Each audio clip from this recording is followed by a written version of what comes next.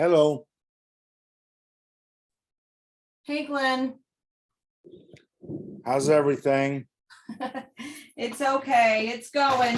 How's everything with you? Oh, a little crazy, but we're getting through it. Yeah, it sounds like it. I wish you guys the best. Yeah, Yeah, it's hard to say what's going to happen from here, but we're getting it taken care of. well, good. Well, that's good to hear. That's always very hard, unexpected. Yeah. And I've still got my parents to look forward to next. Oh, do ya? Oh yeah, my dad's 100. Well, he will be in April. Wow, that's impressive. My mom's 97. That's impressive, Glenn. They live out in St. Peter's. Wow, that's awesome. Yeah, pretty That proud is- of them. I lost my dad whenever I was 26, so to leukemia. But I still got my mom. There you go. Yeah, Hold on to what you got. I agree with you, because once it's gone, it's gone. That's for sure. That's for sure. That's for sure. Sounds like we're getting a little storm coming in. I know it does, doesn't it? Yeah. It sure does. And just so you know, the first email was the full packet. The second email I sent was just an update to the agenda. I just had to add something. It didn't change anything. I just had to add something on there, the public hearing. Okay. Yeah. And that's fine. And I just downloaded the packet. Okay. So, but Glenn, or not Glenn, Rob will have, all of it anyways to guide us. So. Yeah. Yeah.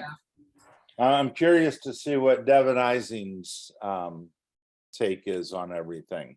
Yeah, I know. Well, they have been sending emails back and forth with Rob and us. And they mentioned something about the burial grounds, but I said that was provided. I included that in the packet because I think a citizen provided that to us at one of the past meetings. So I want to make sure it was in there in case they're coming.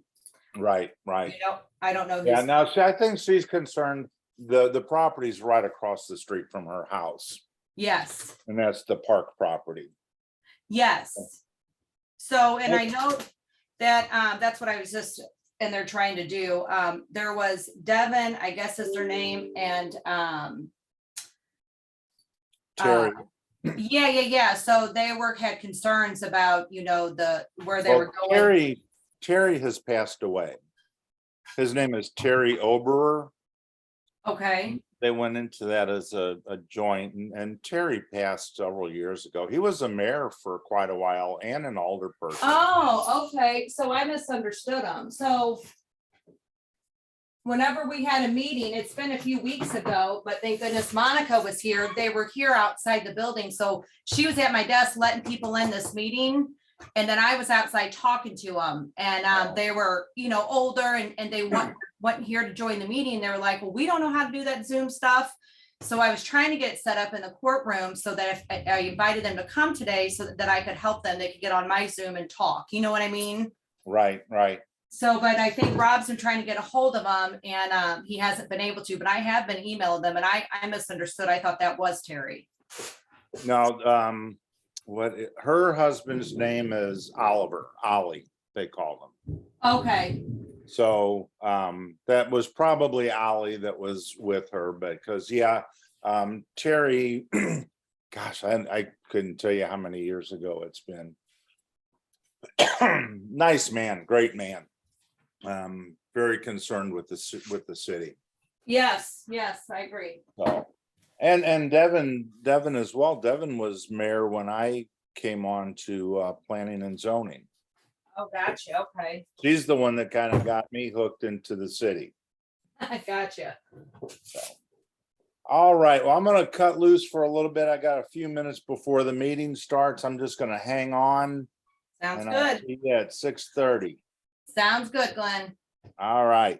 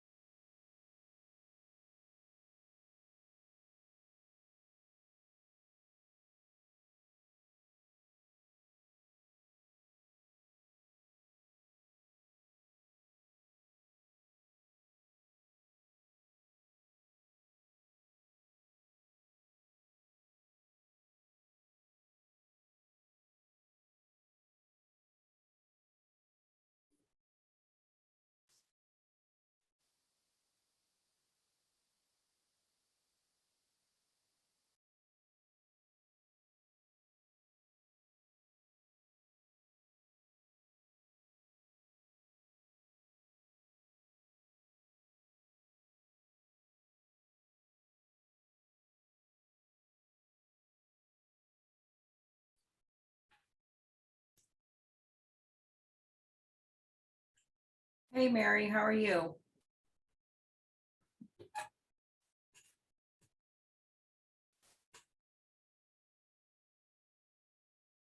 I can't hear you. Oh, now you can hear me, right? Yes, now I can.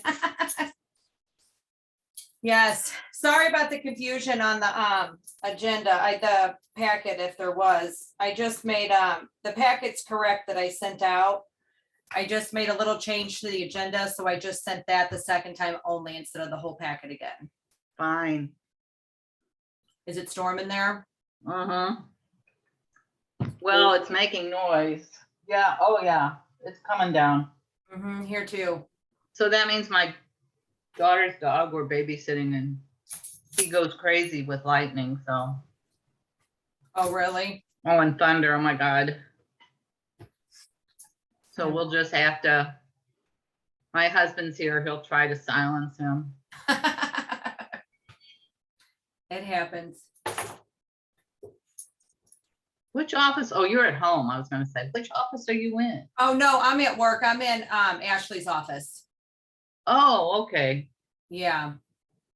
So it's easier because since there's a public hearing, I didn't know who was gonna come. And I get their names wrong. Oh, Oliver and I think- Ollie and Devin. yeah, so I spoke to them multiple times. They don't know how to work Zoom. So I give people the opportunity, if they want to join the meeting, they can come here in the courtroom and I'll run Zoom and they can, get on mine and talk, or if they need to ask questions. Okay, sounds like a plan. I know that there are a lot of people in my age group that can't do this stuff. Right. Well, we can't even get the projector. I had to get 2 police officers to help me because Rob was like, Amy, get the projector going in the courtroom. And I got it all set up, but we can't get the projector to connect with my laptop. So I'm like, Oh, I'm so sorry you're I having know. so much computer problems up there.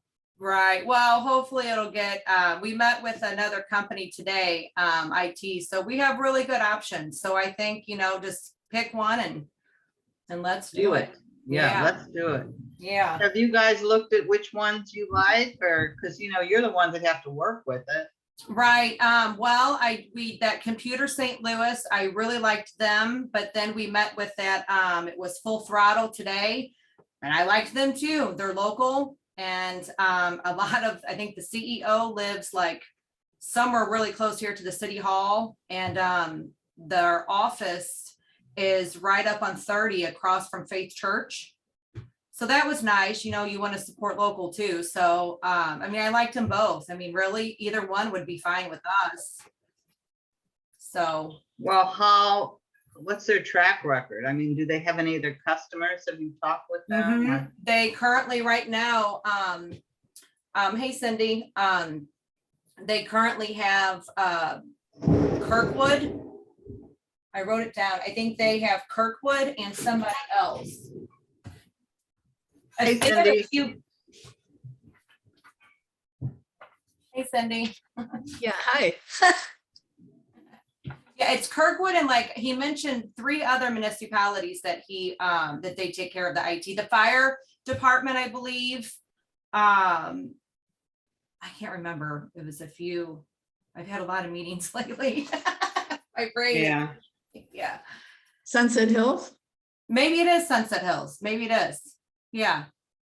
I think so. So, but either one's fine. And then Monica found Debbie's, she got quotes a while back ago. So we found those quotes and I put them in the agenda tonight just for you guys, to be able to peek at. So a little bit will change price wise, only because we needed to add some stuff and remove some stuff to make it all work for everybody, Yeah. officers and everybody. So. Well, you won't know what to do if we have a IT system that's I know. user friendly. Yeah, we were out there today, and Rob and Galen and they were like, they said, who's the IT right now? And me and Monica were like, us, and they started laughing like, yeah, that's who it is. It was funny. So. Well, Yeah, we're moving in a good direction, you know, it'll just take time. Yeah, yeah. Thanks for being so patient. You really have been. Yeah. I mean, how Thanks for long have you trusting. been, you've only been here 3 months, right?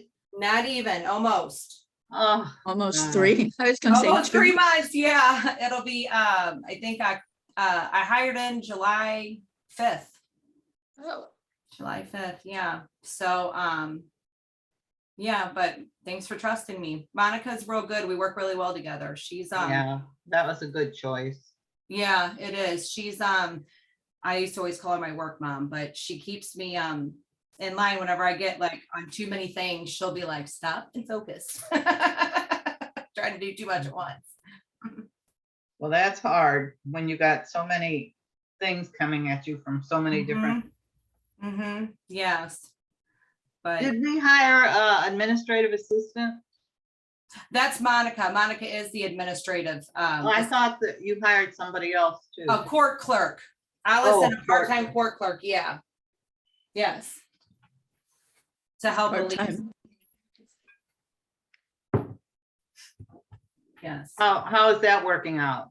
Yesterday was her first day, so she just came in and did like her paperwork and stuff. But I think it's gonna work out really well because Allison's here now. She can correct me if I'm wrong, but I think she's part-time at either Peevely or Arnold. And so then she can work part-time here too. So it'll work, you know, because we need a backup for Elise, especially like when she goes on vacation and things like that, you know. And she has some knowledge, so. Yes. Yes. I have to tell you, I like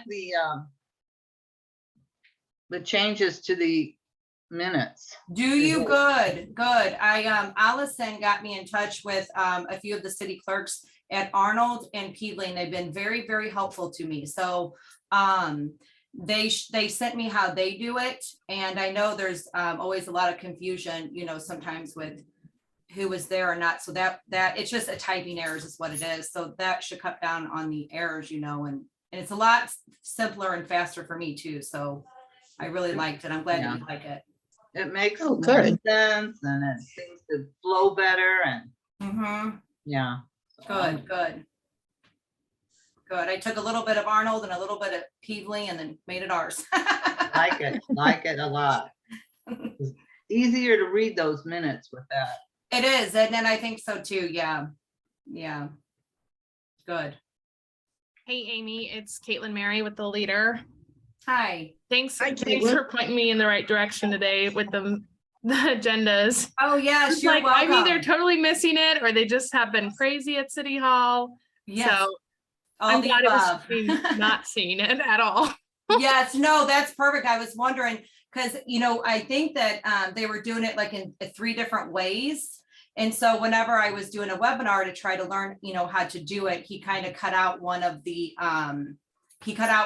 steps because he said it's like duplicated. So, but it's always there where I showed you. So for sure, always there. But if you ever have any problems, just let me know and I'll send it to you immediately. Perfect, thank you. I was wondering if you could give me recording abilities for the Zoom. Are you the host? Who's ever the host normally can grant am. me Yes. recording powers. That's something I'll want every meeting. Have you not been, I do it off and on, I think. okay, I'm no, not consistent with it, which is my bad, not yours at all. no, that's okay. Give me 1 second and I think you request to record and then I will allow. I think that's how. I hit record and it says, I got the notification, you're letting me record. Okay, you got it. Okay, awesome. Okay, Yes, thank you. you're welcome.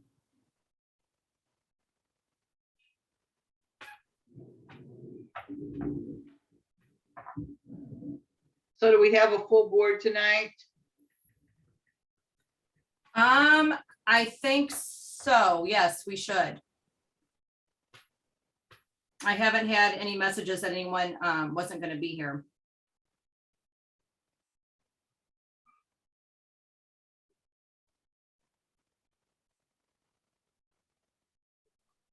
Cindy, I'm sorry I didn't get back with you Oh, that's okay.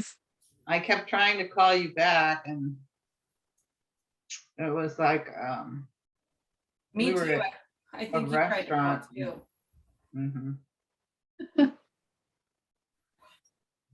I need to get your guys' emails fixed too, so I'm sorry. I haven't been able to call you back either, Cindy. That's okay. That's all right. Hey, Mary's a lot busier than I am. We just need to, I thought we needed to bring in our laptop so you could. Yes, please do. Yes, please do. It'll be way easier. And I think I got it figured out.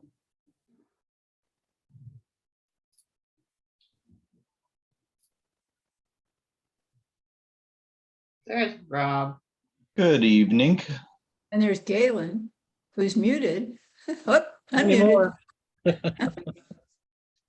Hello.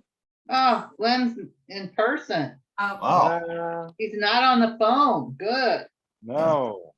Rob, I accidentally made you host instead of co-host. Would you make me host back and then I'll make you co-host? I don't know. Because you want to let everybody in. Let's see. Little dots in the top right corner. Yeah. No, you want to be host. Yeah. Yes, and then I'm going to I make know. you. Hang on. Yeah. There you go. You're hostess now. Thank you.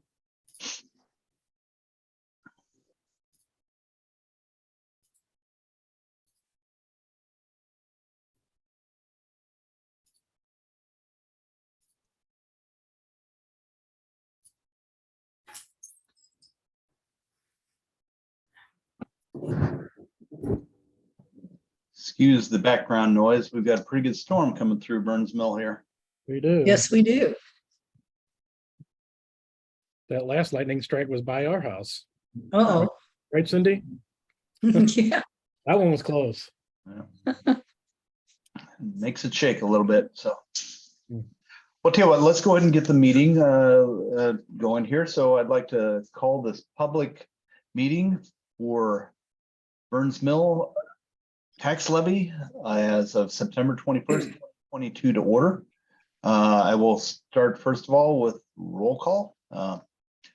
Cindy Davies, Here. Galen Harrison, Here, Len Venture, Here. and Mary Shebley. Here. And Bob Prado, I know he was involved earlier in the day in some IT issue, and I believe Robin is not going to be able to make it. She's doing has some family things she's doing, so those two are excused. Hmm. So next item up is a Pledge of Allegiance. So let me find that first for us so we can.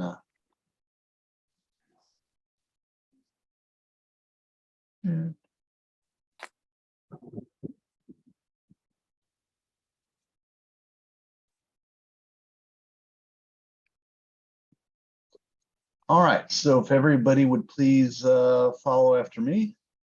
I pledge allegiance to the flag of the United States. Of the United States of America. To the republic for which it To the stands, republic for which it stands, one nation under God, indivisible, with with liberty. liberty and justice for all. Great, thank you. So the purpose of this public hearing is to discuss the tax levy for Burns Mill. Previously, the tax levy, Allison, do you understand the history of this as far as the tax levy and when it was originally approved and where we are now? So my internet's kind of bad. I'm trying to hotspot at the moment, but Oh. sort of basically at some point, so our highest tax rate we can collect is 0.50. At some point we rolled that back to, I believe, 0.391. And I don't know why we weren't capturing all of our tax. I know we left it rolled back during COVID, but I think it had been done prior to that. So this hearing is to recapture our tax at the full amount Of 0.50. allowed to capture. Okay, great. And that was voted in the early 90s, wasn't it? Or earlier than that? It That was looks like 86. 86, okay. And so the tax levy has been in place since inception of the city. Mhm. And it's been at varying levels. And I believe when 2011 was the latest adjustment to it. So through the last few years, we've just been sort of pushing it down the road and leaving it as it was, from what I understand. But Yeah. so this point of this meeting here is to have any public opinion on direction for the board. And I think it is our present feeling that we may want to roll that back up to our full level so we can help support different initiatives at the city. You know, one of the key things is to provide a good benefit package representing a retirement type thing through the city, because right now we just don't have much that we can offer to the individuals working for the city. So I know Frank has been in contact with individuals with that. Frank, do you have anything to mention on that? Or I know the process just started with the loggers. Yeah, Monica was able to get the information that we needed from BOA, and that has all been forwarded along with all the other paperwork to loggers to start the process for what they call evaluation. It's like an actuarial type study. So that would be our direction to utilize these additional funds to help fund the loggers initiative for the city. Yeah, that actuarial study will take about 6 to 8 weeks to come in. And with that, they will be able to provide us with which plans would fit for our type of circumstances, and a couple of different options as far as costs, percentages for what the city would contribute compared to what the employees would contribute. Right. So this is for all the employees, not just all full-time employees, not just the police department. Right, yeah, but you've sort of spearheaded this, and we appreciate you doing that, Frank. So at this point, I'll open it up to the public. Is there any public opinion or comments as far as this tax levy goes? I haven't got any messages. Okay.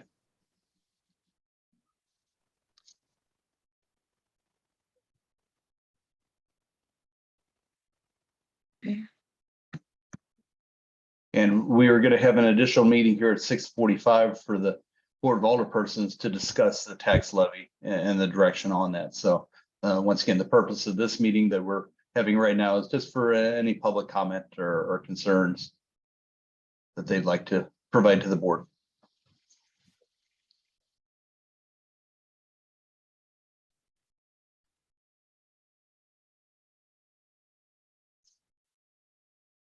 Well, at this point in time, without any other further comments or discussion, I'd like to ask for a motion to close this meeting, and we'll rejoin at the same Zoom link in another 5 minutes. So Allison? if you guys hold on 1 second. Yep. So if there's nobody that wants to comment, Right. We can start the second public hearing at 6:45 and then go right into our agenda.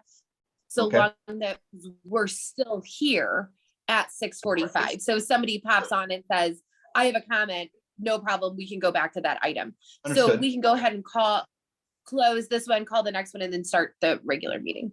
Yeah, but I don't want to start the regular meeting till 7, so we don't get too far ahead of ourselves. If you know what I'm saying, I don't want to start the regular 7 o'clock board meeting at 6:50 or something like that. I know we have a lot on the agenda to go over tonight, but there are people that are planning to attend to discuss some of the new business items on the agenda coming up. So I don't want to just say, oh gosh, we already covered that, and sorry, it was because our tax levy meeting didn't take as long. Well, and that's fine. We can do that, and we could Okay. also do like the warrants or whatever, like those. Yeah, We understood. don't have to move quickly. So Gotcha. Okay. All right. Well, anyway, can I get a motion to close this meeting? Make a motion to close this public hearing on tax levy. I'll second. Mary, aye. Cindy, Aye. Galen, Aye. and Glenn. Yes. All right. Thank you very much. Next up, I'd like to call the meeting to order for the Board of Alderpersons special meeting to discuss the tax levy. First of all, I'll start with a roll call. Galen Harrison, Here. Cindy Davies, Here, Mary Shevely, Here, Glenn LaVenture, Here, and Bob Prado, as I mentioned before, is I know is on a IT issue and may not be able to make it. And Robin Harris was had family matters that she had to attend to. So those two are excused at this point. Okay. So next order of business is the Pledge of Allegiance. So could I get everybody to follow after me? I pledge allegiance to the flag of the United States of of the America United States of America, and to the and republic to for the which it republic stands, for which it stands, nation under one God, nation, under God, indivisible, with liberty and liberty justice for all. and justice for all. All right, great. Thank you. All right, so the purpose of this Board of Alderpersons special meeting is to discuss the tax levy. So I would like to open it up to the board persons for discussion. So if we increase this back up to 0.50, how is there any estimate on how much additional revenue that would bring in, and how much the average, how would it affect the residents? I know it's based on the personal property that they have, of course, but I'd like to know what additional revenue this is going to bring in to make it worthwhile to increase it. From what I'm looking at in one of these sheets, it says additional revenue permitted $675. That doesn't sound right.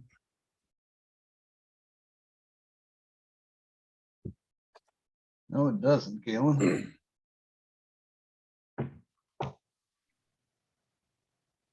Allison, I'm trying to retrieve the budget, at least for a baseline here for 2022, 2023 to see if we can find it in there. This is Did we actually budget to increase it? I don't remember that. I don't Discuss- believe we did, Galen. I Okay. think that, yeah, we ran that number straight across. Okay.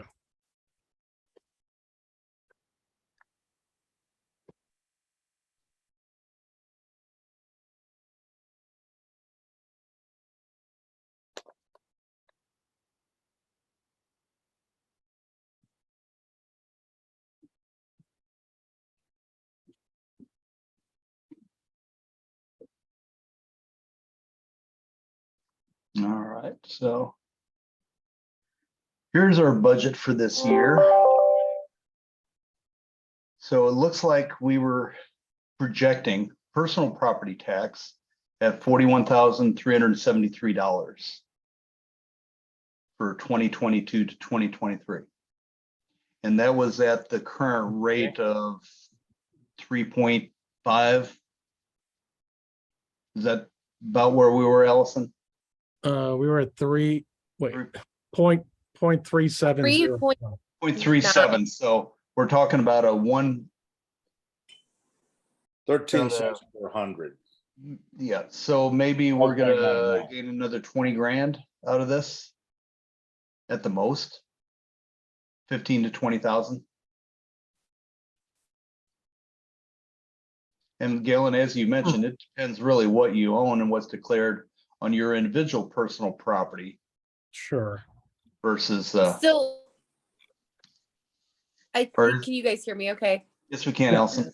Sorry, there Allison, why don't you stop your video? Yeah, it please. really is getting, right above my house. Anyway, I will tell you from what, okay, that's probably a good idea. Yeah. From what I've seen in what we're doing at City Hall and the direction we're trying to move, I would recommend to this board that you capture all of the revenue you can bring in. But if it's near $30,000, like there's infrastructure and software purchases that we have got to make will involve licensures. And I think like, even if this just licensing on our software, we really need these resources in the city at this point. If we're trying to become a more professional organization, we just need all of the money we can get into the system. So.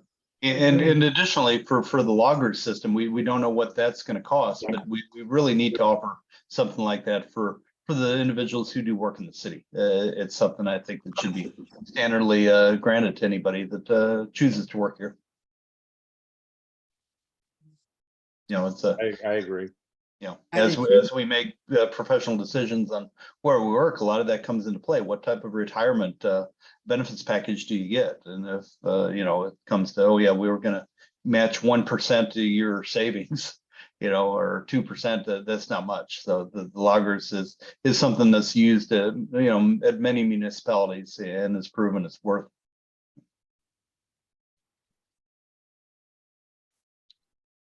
And I think we've proven ourselves to the residents by not raising it in the past when we felt that it was inappropriate to raise it. When COVID first hit, we felt that just wouldn't optically look good to the community of us raising our tax. So we held off at that point.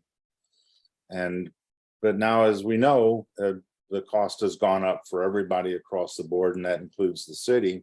And as Allison is saying, we need the revenue. Sure, but I mean, I know the residents need the revenue as well, so. Sure. And, and we tried to go for the Wayfair tax, which would have been an income source from a more voluntary perspective. And, based on what you spend money on. But I understand your concerns as well, Galen. Yeah. And they've been there before. The tax rate has been at 0.50 before. Sure. But yeah, I know our costs have gone up, and the residents' costs have gone up as well. Yeah.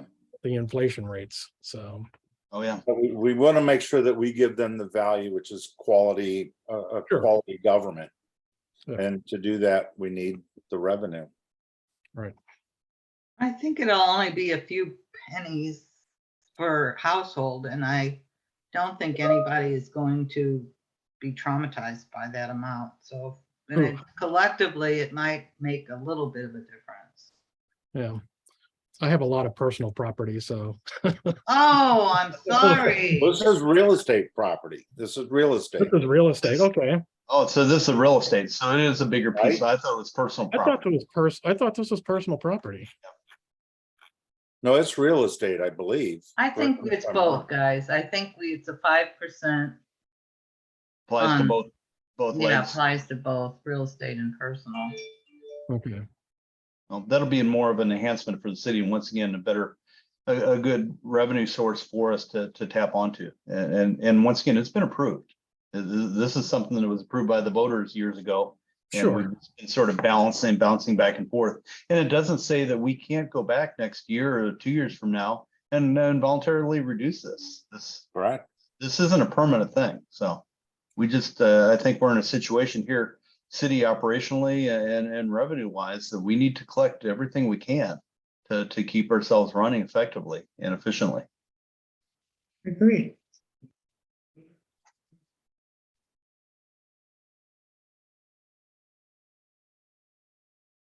Okay. All right. Sounds good, guys. Well, if there's no other discussion, I'd like a motion to close this portion of the meeting, and we will wait then for another 10 minutes to call the standard regular meeting for the Board of Alderpersons to order. Okay. I'll I'll make make a a motion. Go ahead. I'll make a motion to close the Board of Aldermen special meeting to discuss tax levy. Second. Galen, Aye. Cindy, Aye. Mary, Aye. and Glenn. Yes. All right, very good. I'll tell you what, everybody, we will see you in another 10 minutes or Are we less. closing this Zoom, or are we gonna? I'm just stay on gonna this one? leave it up and running. I'm just gonna stop my video and mute my line, and I'll be back.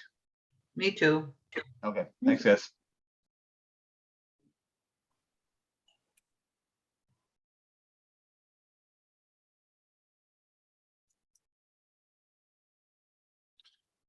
So Cindy, I didn't hear any announcement, so I don't know what's going on. Yeah, I didn't see anything. I guess we'll wait and be surprised. Right. If they I don't, was it gonna be by phone? Yeah. I don't know. Galen, Jamaica River over the weekend, We did, Saturday. I know you guys were talking about it for Yeah. Saturday. and Sunday. Really? Yeah. We ended up there, well, Debbie didn't. I had to do a U-turn and take Debbie back to the dock to be with her mom. Oh, We still had a group on the boat, so we went down to Grafton and then came back up, and then we went to Two Branch. I didn't see your boat there. on Saturday? On Sunday. Saturday? No, Oh, Sunday. oh, yeah, Sunday we were down at what they call Allen's Island, which is that island that formed behind those two chevrons north of 521. Oh, okay. Yeah, we were on the back side of that. How is that getting in there? You have to go upriver from there. So there's the two chevrons, and then there's another dike up there, and there's a red buoy up there above that dike. So you have to come in around that. You come in there, and then you hug the shoreline going all the way to the back. Okay. It's either that or go all the way, go down to Grafton, go up the Illinois, and then come back on the backside of that as well. Oh, okay. Right. Now I know where. Because you're there's Mason Chute. You go past Mason Chute, going Right, north, right. and then I'm not sure what that pathway is called. Well, that was just a pretty small patch of sand, wasn't it? No, it's actually pretty big. Is it? Yeah, it's really big now. So that's the one that if you go all the way through, you come out at the rock dike at Grafton Marina. Yeah, that chute does. Right. But you're Right. talking Mason Chute. Okay, So if you can't come up Mason Chute because it's too shallow right now. right. But if you head up further north on the Illinois, there's another, you make a left into, I don't know what they call that. Like second chute or whatever. Yeah, whatever it is, yeah. And you go up there and then you go behind that island at that point. Okay. But it's nice and down there. calm, the water's deep. So it's good. Oh, we'll have to try that. Yeah. Somebody had a houseboat up there on Sunday. On the That would backside. be fun. But we went to Two Branch last Wednesday. And for the longest time, we were the only ones there. Oh, I bet. I've never been. I don't think I've been up there during the week. Maybe on a Monday morning. That's nice. That's nice.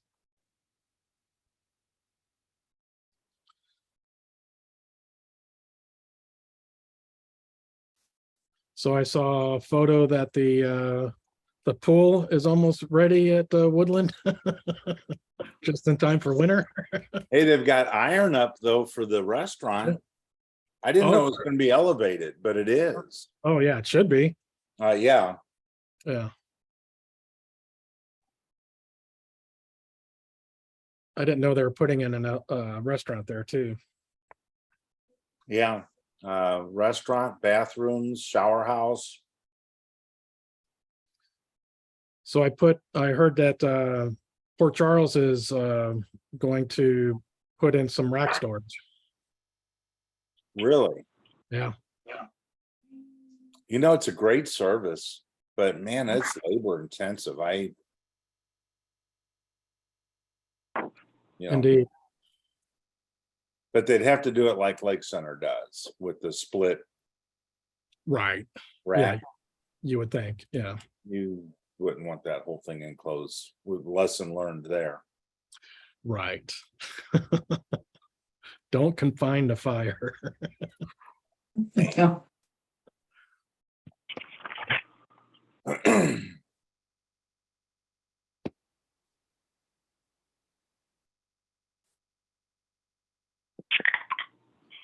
So there's only going to be a few more weekends of getting in the water too.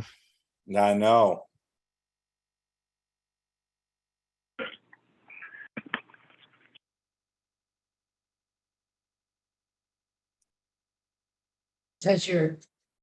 Because it's gonna get too cold, Yeah.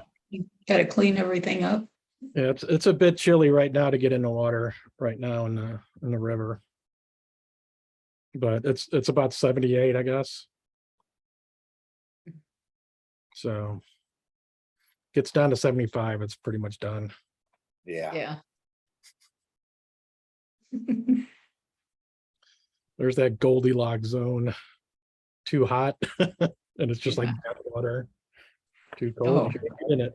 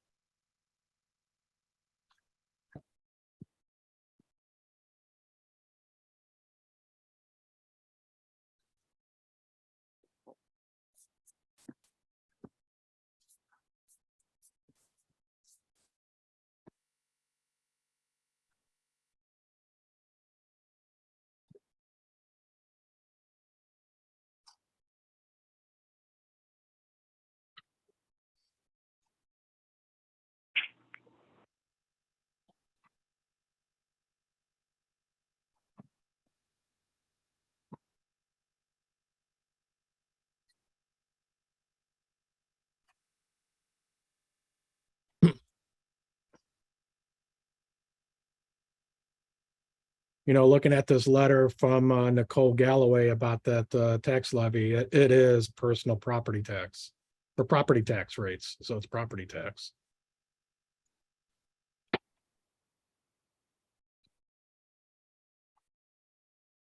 I think it's both actually, Galen. It is. Yeah, I see. They can't separate it out. It's Yeah, sort of, line 2B is personal property, and then line 5 is assessed valuations. Right. Yeah. so from a city perspective, that'll certainly help us out. Right. Like I say, any revenue we can get to help fund the different initiatives that we need to do here. You're very welcome.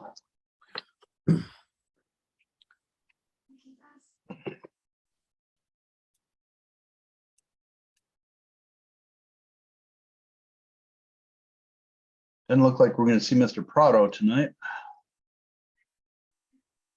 But maybe we'll be pleasantly surprised.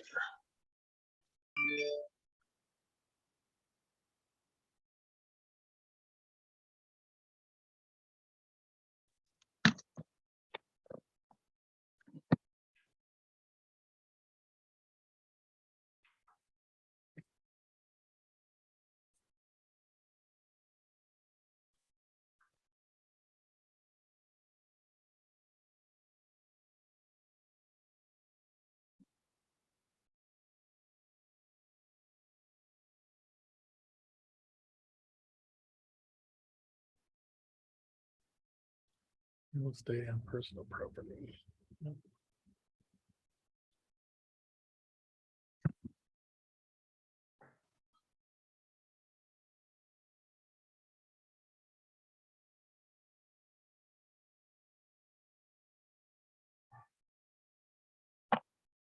All right, as soon as we see Cindy reappear, we'll call the meeting to order. So bear with us for a moment.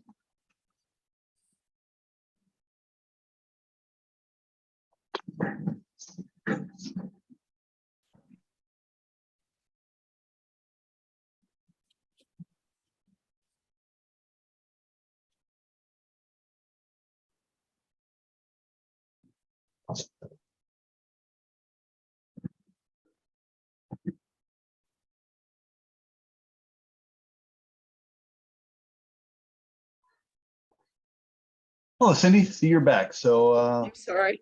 oh, that's good. No. So at this point, I would like to call the regular meeting of the Board of Alderpersons for September 21st, 2022 to order. First order of business is pledge allegiance. So if everybody would please follow me.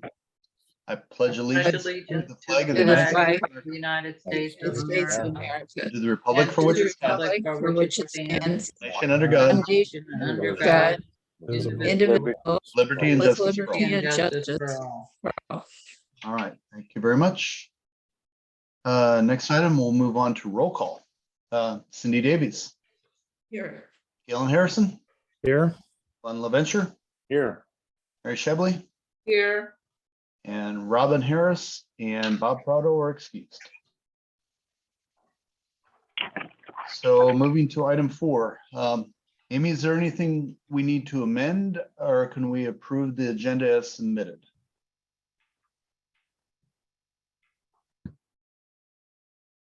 And I know we did make some changes to the agenda as far as adding the public notices here for the 6:30 and 6:45 meeting. So that may have not been published yesterday on the city website until earlier today. The meeting was published. It just wasn't published on the agenda. On We the agenda, amended it. yes, yeah. Yeah. So I guess the point I'm making, I think the agenda was amended from that standpoint, but I don't believe anything else particularly has been I'm changed. sorry, I'm back. Okay. I was just asking if there's anything else we needed to amend, or can we approve the agenda as displayed and submitted here? Yes, yes, we can. Okay, can I get a vote, please? I move to approve the agenda as submitted. Second, Second, Cindy, aye. Galen, Aye. Glenn, yes, and Mary. Aye. All right, now moving on to item number 5, amending and approving the minutes from the 9/7 of 2022 BOA meeting. This is a new format that Amy has come up with to sort of help us look through it. So this is basically a list of who was there. So we don't have to try to think back, were you at the meeting or not? It gives us a nice glance of who was there, and then down into the individual minutes from the meeting. So did everybody get a chance to review this? Yes, and I already commented that I really like it. Did see that, yes. I did notice a couple of things that need to be changed, though. Okay, Under the city warrants on both of these, it's got us approving the minutes, not the warrants, and the dates don't correspond with the appropriate warrant date. Scroll back up, Rob. back up. Let's see, hold on. Let's see, keep going. Yeah. Right So you there. want, Yeah, see, it says that we're motion to approve the minutes and not the warrants okay, from August. That says August 17th, that we were approving the warrants from August 25th at that point. Yep. And the same way below. yeah, because it was this two warrant list we reviewed at that meeting. Right. Good catch. I'll fix. And that's the only thing that I saw. Okay,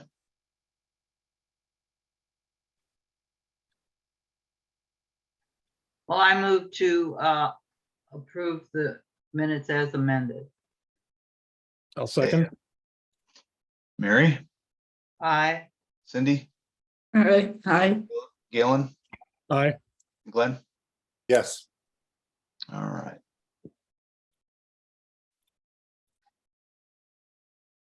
All right, let me grab the other screen here and bring it back up. So moving on to item number 6 here, we have the warrant list for 9/19 of 2022. So let me pull that up here and bring that into display.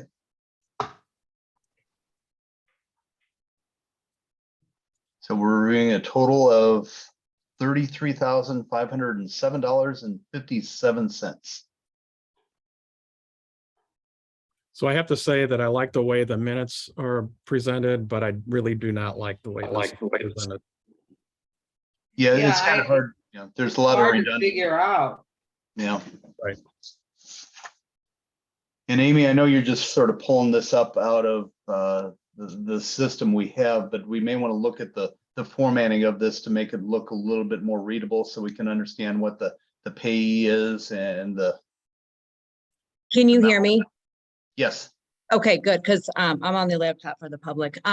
Yeah, with that, you are correct, but we are not going to be able to get the report we want until we upgrade to the online. So that's one of the reasons why they're making us move QuickBooks from the desktop version to the online, because I cannot alter these, but I tried really hard to. Maybe for next meeting, can you export this list? I can't even export it. I tried so many times and there's no Okay. help Hmm. from QuickBooks. Okay, Yes, it's like they're forcing your hand to go to the online because the desktop is so outdated. It's not Okay. compatible with anything. But I am trying though. So hopefully Oh, it'll no. be one more time. We understand that, so. Okay. What is the Convergent company? That is for the phone Install- system that Bob had. Bob, he knows that company. I think we used them before. They're the ones that just upgraded and installed our new phones. Oh, okay. And the Commerce Bank charge here for $3,536, That's for 2 months. 2 months of what? What? Uh, Yeah. For the credit cards, for the Commerce Bank Oh, okay, credit cards. okay, so the credit cards, the usage of Yes. credit cards, I understand. Yes. Whenever they canceled Mary's and Debbie's, it accidentally booted our payment out last month. So we had to make a double payment this month. Okay, Oh. so this reflects payments from last month too. Yes, 2 full months. It's Right. probably going to be July and August. So it's always billed the prior month, well, Okay. whatever was spent. All right, Okay. and it looks like we're paying a pretty healthy bill down for, is this Charter Spectrum, this is for Public Works, so $187 a month for down there, or is that a double payment too somehow? I don't think that's a double payment, but I am, Monica and I are currently looking into that. Okay, That was automatically withdrawn, I believe, but I want everything to be paid by check so we can have a better grip on it and because sometimes our service isn't that good here. sure, understood, yeah. But yeah, that Okay. should be more like in the $70 range, I would think. That's what I was thinking too. But it also could have been if it was being automatically withdrawn from Debbie's credit card, it could have got booted last month, and then that might be a double payment, but I am looking into it. Okay, Do one of these Ameren bills represent City Hall? That's 30 in Franks and I can't imagine it. 4197. Oh, that's a Lower Burns Mill. Yeah. yeah, this is maintenance, so it's recycle center, the 240, I think. Yeah. Three-phase. Yeah, and then I'm not sure what this is, 30 in Franks. That's always been there. I think there's just a light up there. Hmm. That intersection Okay, that we pay for. And in the future, we're gonna try to get it to where you guys can see the whole memo, and then it's gonna show you like what months that money is going to. So it'll be a lot more detailed going forward. We just gotta get to the online system so we can do it better. okay, great. I understand it's a struggle, so. Right, right. Well, and usually the memo, it'll kind of tell your story, so it'll be hopefully better going forward. And at P&M, I guess that was for the work on Upper Burns Mill. Yes, there Yes, was a upper. resolution on that. Yeah. Yeah, I was on Upper. So what was the total cost for the work we did there at Clearview and Upper Bow? Because there was some on the previous warrant list, I believe, as well. Yeah, there was 8,500 on the paving, and Okay. then I haven't seen the bill for the billboards that we had for a week or 2 weeks. So I don't know what they charged. It was about 2,300, I think, for those billboards for 2 weeks. And all that comes out of capital improvements, so that's 25,000 that we expended on improving that intersection. Correct. All right, well, if there's no more questions about this, I make a motion to approve warrants in the amount of $33,507.57. Second, Cindy, Hi. Ellen, Aye. Glenn, Yes. and Mary. aye. All right. Moving on to item number 7, recognitions and proclamations. Do we have any recognitions or proclamations here? I don't believe so. So we'll move on to item 8, old business. First item up here, item A, is Jefferson County Sewer. So I see we have both Ed and Doug from the sewer district here on the line for us to discuss the planned changes and the implementation they want to make. So let me, guys, I'm going to sort of turn it over to you for initial discussion on this. And let me scroll down to your plans, and you can sort of explain what's going on and what your plans are.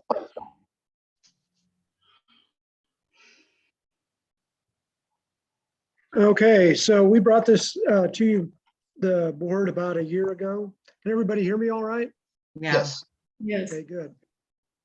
So we have 2 projects going on, actually 3 extensions. One of them is the Burns Mill Mobile Home Park extension. We have 2 extensions over in the House Springs area that we're doing, and we're increasing the capacity at the wastewater treatment system down by your Public Works building. So this first slide is an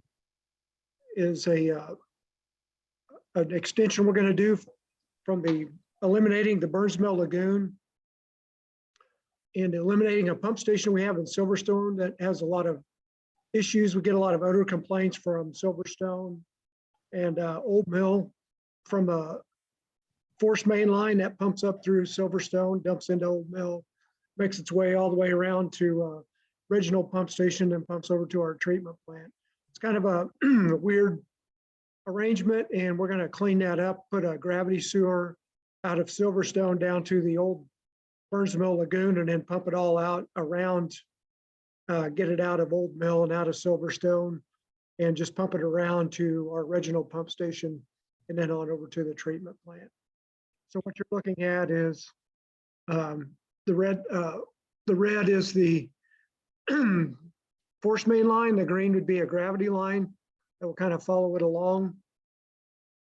The next slide. So just a quick question. So that lagoon will still be used just for storage, right? Well, yeah, there's a part of it will be used what's called extraneous flow basin. So if there's any heavy rain, I think the lagoon has the trailer park has some issues with infiltration from stormwater. So we'll mitigate that right there with some part of that old lagoon. So if something happens, we get a lot of water, we don't have to create pumping capacity to meet that flow. We can just store it and then pump it down after the rainstorm is subsides. We can just pump it down slowly and get rid of it. It'll be dry most of the time. Okay, that'll be a good idea. Yep. Yeah. So that doesn't, we were getting some flow into the big river from there. That doesn't exist anymore?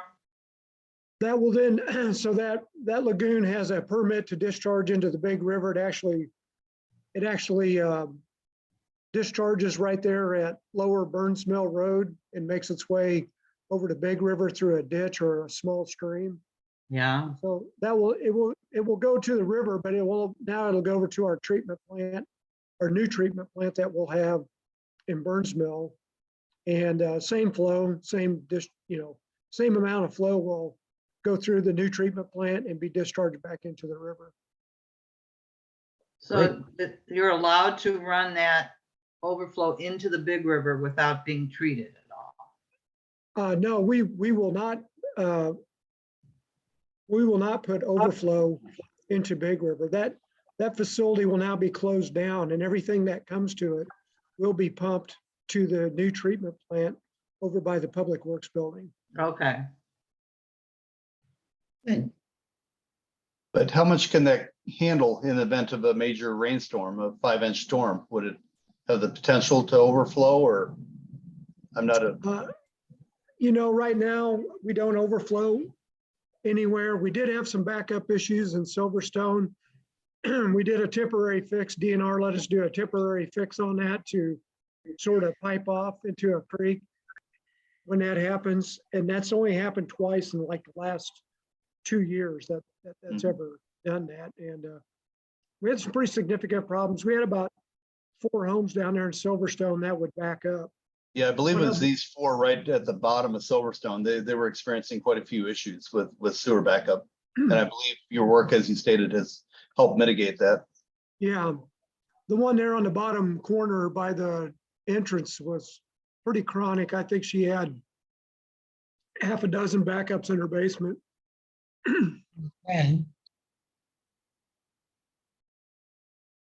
Thank you.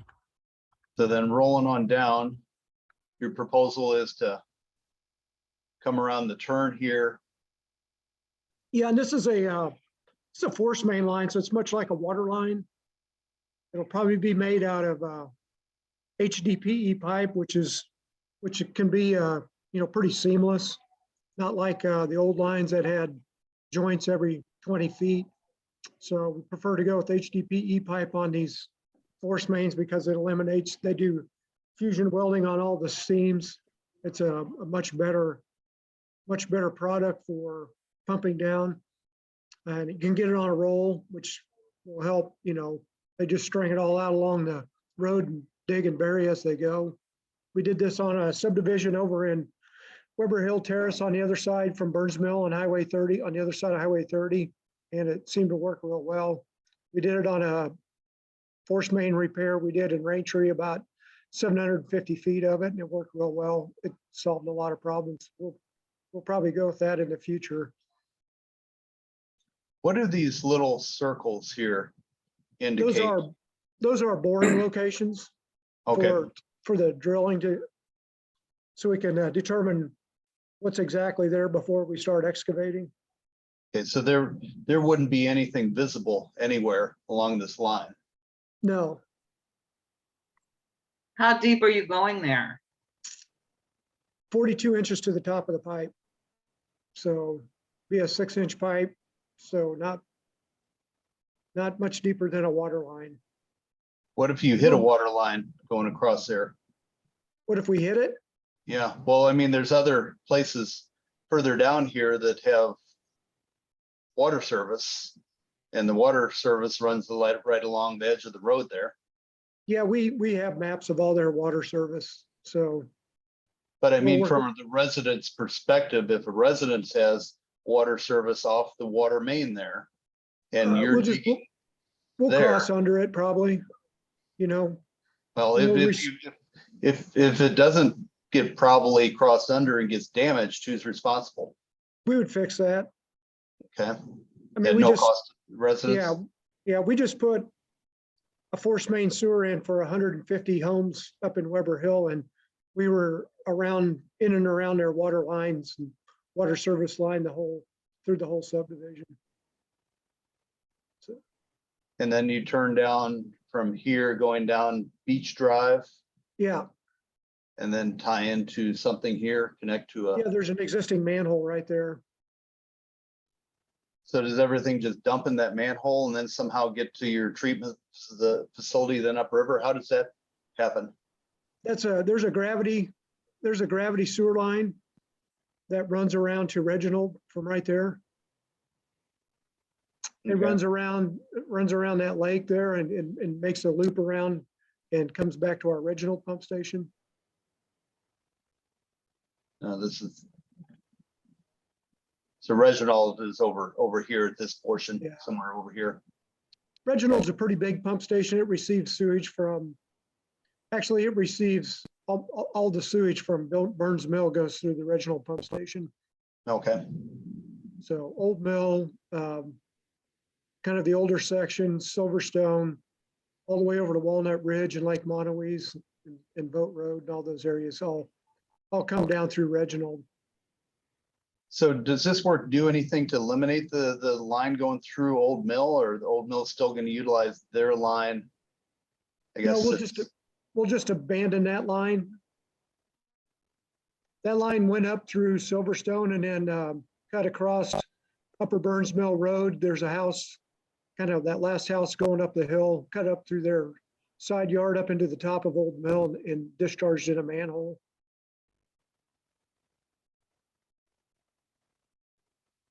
So So that's up here somewhere.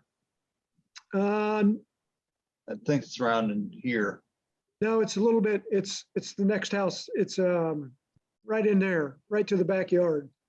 In the backyard, next one up. I think it's right in there. So you'd be then connecting this back down here somehow, or it connects already? You just be This shutting it down? connects, Old Mill connects with its own gravity system that flows to Reginald. I So see. we would just be abandoning that force main line that pumped up to it. Okay. So this force main that runs along here that you're proposing, the residents can connect onto that? Yes, And how do they connect? If it's force main, I'm assuming it's under pressure. yeah, they would connect, they have a shut-off valve and a check valve that prevents anything from going back their way. And then they would connect by grinder pump. So those grinder pumps would pump into that system. They would have enough pressure to overcome whatever's in the line and feed directly into that force main line. So anybody that along this section that's currently on septic, which pretty well everybody is, would have to get some type of grinder system to tie Yes. into. So it's not just a tap into the line, gravity feed line, and you're off to the races, so to say. Are those grinder systems expensive, or are they? I think they're, for the unit and the control panel, I think they're about $5,000 that we just put in a bunch of them. And we bought quite a few of them. It'll cost money to, get over and connect to the line. Right, So, so for residents. It would do that whether it's gravity or pressure main. But if it's gravity main, they would just have to bear the cost of digging the trench and tapping into the sewer, right? The gravity sewer. Well, you'd have to dig on grade. So whatever you hit on grade would be. Right. But still, so we're adding an additional cost to anybody wanting to tie into sewer. But so it's not, I guess what I'm getting at, Doug, it's not a green line going along here that's a gravity line that people can just, oh yeah, it's going to cost me so much to excavate and tie in. Is that correct? Yeah, I don't know. You'd have to, each house would be on a case by case line, whether you could get into it with gravity or not. Mhm. So if you're a little too low, you're going to have to pump anyway.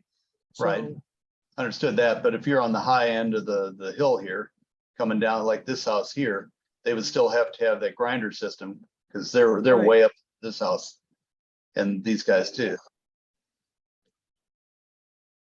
And then we get over into Big River Hills and all these houses here, these they'd all have to expend additional money for a grinder system for each Now, resident to get in. well, those houses you just pointed out, we have a sewer in the backyard over there. I think the sewer ends down here. No, it goes up further. We have customers further up than that. But about right in there, I think we end. So they could do a kind of an extension of that line on grade and get gravity sewers in. And what about these houses here that are on this, I think it's Baltimore Way. You could probably do I would have to, without looking at, surveys or anything, you could probably do that through the backyard with a gravity sewer and connect over close to where we're connecting our pump station. But say this house here wanted to connect in, they'd have to somehow get easement from all these neighbors to run their line in, or That's because correct. you're down here, right? Yeah, So getting there from here is a little bit of a challenge, and part of our request was to get as much service as we could to these households that have, and a lot of these have failing sewer system or septic systems yeah. that are in place today. Well, and we would love to do that. We looked at that area to put the sewers in, but it was identified as a culturally significant area. And with this being federal money, we have to adhere by all their regulations. So we had to stay away from.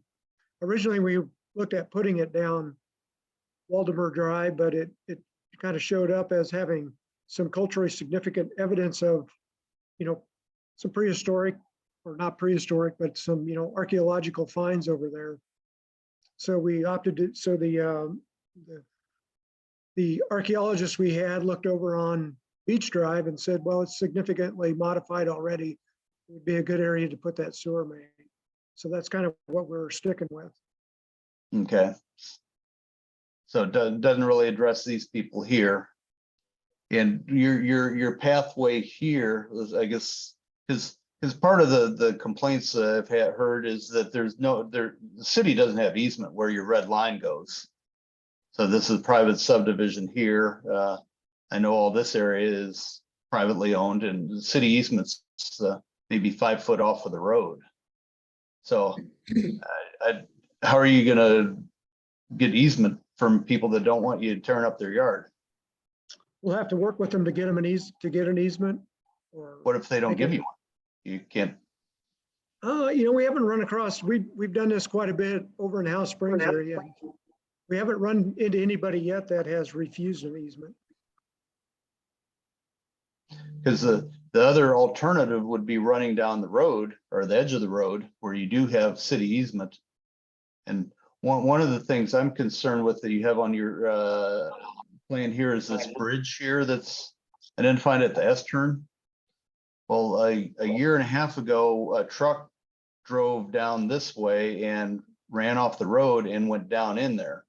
And it was a 1-ton truck loaded with salt, and it would have, whatever you put in there would have been busted apart and spewing into the river. And it's to me, that doesn't seem like a good solution. It would be it'd be out of the clear zone of the roadway. This is, this comes down 30 feet here relatively quickly. And it went straight down. It took them 5 hours to get the truck back out. So it's not like just a soft edge of the road. That's why we have a possible pipe bridge there. Does it bounce cars off it, or if you got a pipe bridge, I think it's just you're having something up in the air and you get a big truck or something bigger come hit it.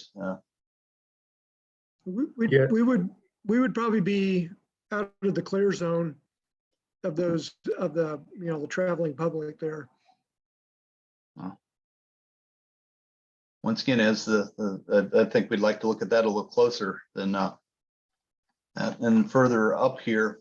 So you're proposing coming through the park as well and not being on the road easement? No, we originally, when we did this, we asked the board if we could use the park as an easement and kind of hug along the edge there. And they seemed pretty receptive to it, a year or so ago when we talked to them. So I know we've received correspondence from the people that donated this property to the park, to the city. And Allison, have you looked any further at that? There was, I think it's included in the packet, there was a resolution passed years ago about Terry Ober and Devin Ising donating this land and for the sole use of the park, and if it was used for anything else. And I'm not sure how that would be interpreted as far as a underground sewer line, but I don't think they were too pleased with that. And I don't believe we have any of the Isings here on this call right now. I think they're listening. I think Amy put them on in the boardroom, I believe. Hold on a second here. Let me turn this off. I've got two machines going. As far as we are concerned, with the way that is plotted to us, a sewer easement isn't going to affect the ultimate use of that property. So where the city's liability, we don't have any with the sewer line coming through our park. Mm-hmm. Okay, so and once again, I think we'd want to make sure that that's good with the Isings, as they were. I think Devin was somewhat concerned about this, but we'd have to take that up with her. And down here at this portion too, this is a rather steep drop off right here at this turn as well. I mean, there's a chain link fence right here where the yellow line is, and from there it goes down 20 feet.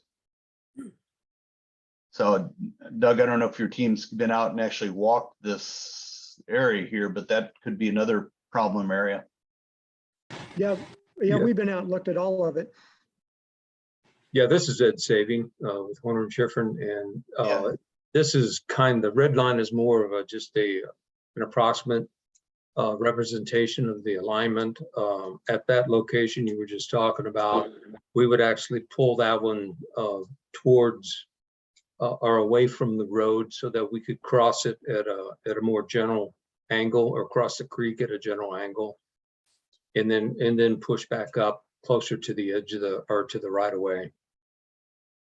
Because it is kind of steep and at that location, we would angle across that a little, or pull that alignment to the I guess the direction would be towards the river.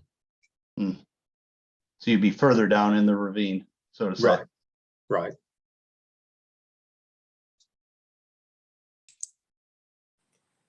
So then going back up, so one of the bigger questions is these easements that, you know, I think you're cutting through some wooded area here and here, damage to trees and stuff. How do you handle that? You know, I know this is a wooded area here, completely full of trees. Excuse me. Yes, we've surveyed that area and located the majority of the trees in that area. And what we'll do is basically kind of try to thread through that area to minimize. We can't guarantee we won't disturb any trees, but we'll try to minimize disturbance of those trees. And there is a underground structure right where that soil boring is kind of shown. So we'll have to work around that. So yeah, we've located existing utilities, trees along the alignment. So we're just fine tuning that alignment to move or to minimize disturbance on the surface. And then once we get we'll actually have a plan and profile developed, set of plan and profile sheets developed that will show a lot more detail than what we're looking at right here. And we can forward that over to the city for your review when we get that alignment set. And then with easements, yes, we would have to have an easement on those properties. There's not enough room. The water line is actually on that same side of the road, and we need to stay 10 feet off horizontal distance off the water line. And then when we cross any service connections, we have to stay underneath those. So I know Doug mentioned 42-inch cover. If we come up upon a water line that we have to cross, or a service line, and it's deeper than that, then we would just simply push our line deeper so that we maintain that 18-inch horizontal or vertical distance separation and 10-foot horizontal separation. And we would need along Beach Drive, we would have to come in and basically obtain an easement along that within that corridor. So we would need signatures for those, anybody that's along that alignment, along that roadway. Actually, the archaeologist had recommended that we stay within that existing roadway to minimize any potential disturbance of any other archaeological finds. And is there any reason you couldn't just go on up Beach Drive and then run down the other side of Lower Burns Mill Road? Because the water main being on this side. It's lower, and the opposite side is has a high bank on it, and it also has exposed rock. So if we tried to excavate on that side, we would be having to blast through rock to install But that's where at least the city has an easement that could be granted to you to use. And Right. would eliminate this pipe bridge as well. Yeah, it's just, again, it's the existing rock, exposed rock over there. It would be more troublesome disturbance to literally to blast that rock out along that side of the roadway. That's why we're proposing this side. I think some of the residents along this area here would say go on that side, and you know, so it costs you a bit more. But even I'm suggesting, you know, digging along the edge of the road here, where this road is not in pristine shape by any means, and it wouldn't, I think, hurt my feelings any bit if we had to replace some of it and have some trenching done in it to get you down to where you need to be. Because it doesn't sound like you need really any access along this red line anywhere. So it's all going to be completely hidden. Is that correct, Ed? I'm sorry, I guess my point is there won't be any manholes or any access or any pump stations anywhere along this section. Is that correct? That's correct. There is, we will need along the length of a force main, if we have a high point, which there would be a high point there at the intersection of Lower Burns Mill Road and Beach Drive. So that would have to have an air release valve, which is basically just a manhole structure. It would look like a standard manhole. We'd have to have that's a high point, so we have to be able to release air and in case there's any issues with trapped air in the force main. How does that smell? You can put odor control measures on that. There's one in the park. There's one down there in the park right now.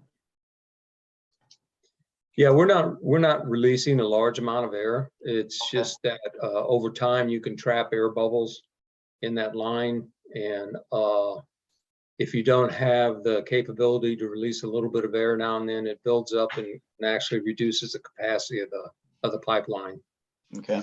So it's not something that's really constantly releasing air. It's just occasionally it has to be able to expel air from the system, and it's basically usually contained within the manhole structure itself.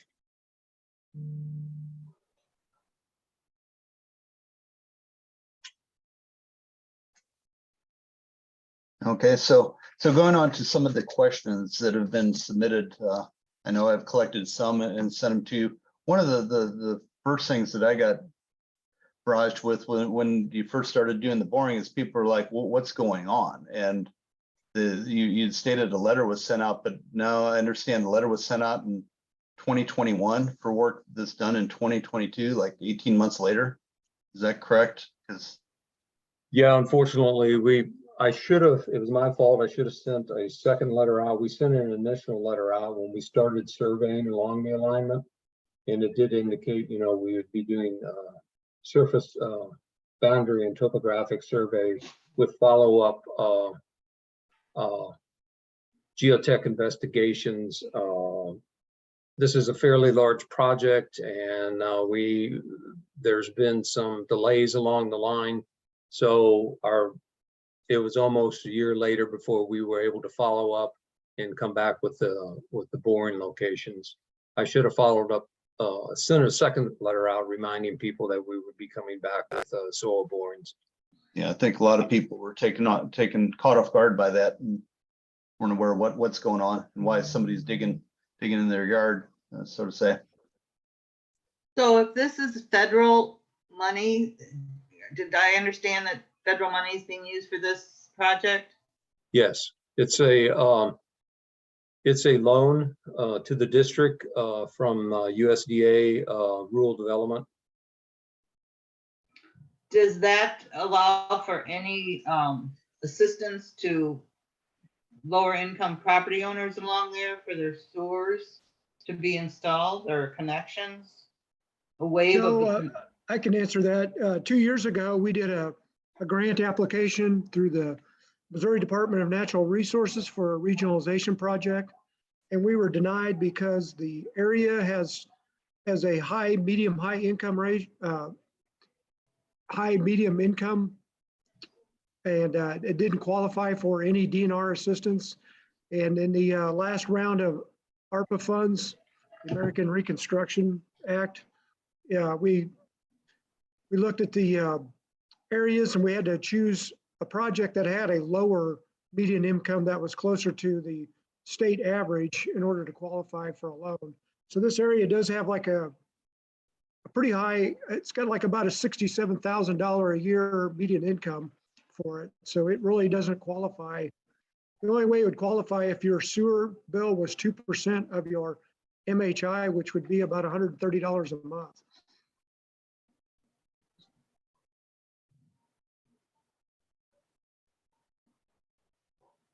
So once again, a lot of these people probably don't fall into that category. I guess you have to use a generalized citywide income.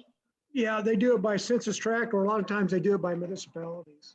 Because I think we have a wide, in the city of Burns Mill, there's a wide variety of different residents.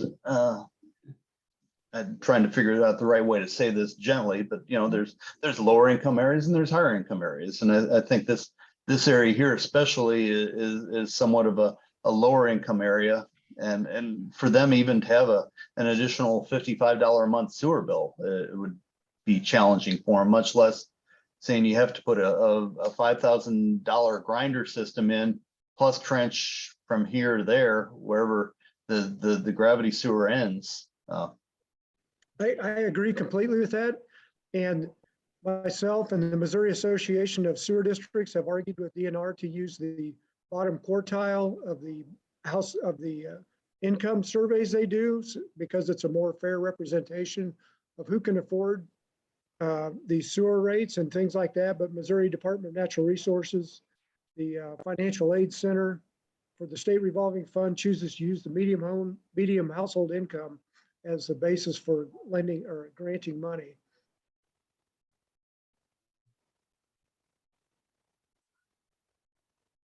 Would there be any way, you mentioned you have a gravity sewer somewhere ending in here at some point around in here. Would there be any way to extend that up for at least these houses? Yeah, we could do that.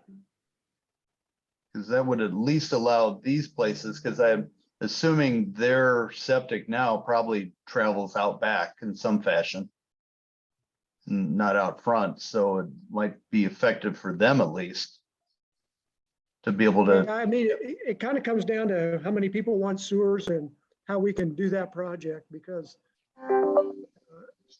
a lot of times we just run into resistance to sewers and the project stops, at that point. So, but we do have a tool called a sanitary sewer improvement area. We're doing one right now, largest one that's ever been done in the state over in Weber Hill Terrace in Warren Woods, and that's where we fund the project up front for all the homeowners, and they pay it off over 20 years. They pay the cost of the project off over 20 years on an annual assessment. And there are funds available if people truly qualify as low to moderate income. There's programs with the Economic Development Corporation of Jefferson County to have assistance for connecting to sewers. Yeah, but at the end of the day, it's still going to be money out of their pocket, whether it's a 20-year amortized payment or a one lump sum payment. It's still gonna hit them. And like I say, a lot of these people, $50 a month is a big change to them. And also the Waldorf Way area, I think concerns me a little bit as well.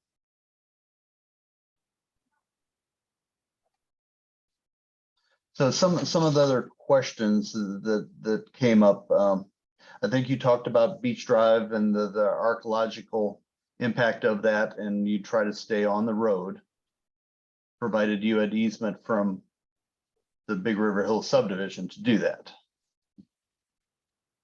And I think we do have a member, Elijah Huddleston, are you one of the members of the homeowners association there?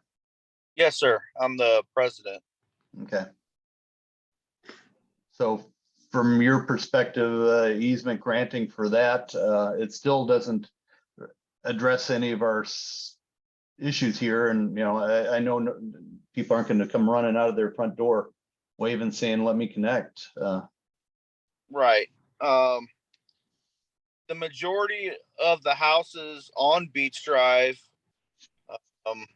are low income houses, and I don't necessarily see them running out their front doors signing the waiver. And some of these houses are rentals as well.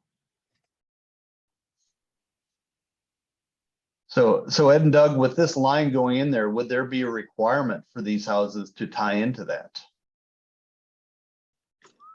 There are requirements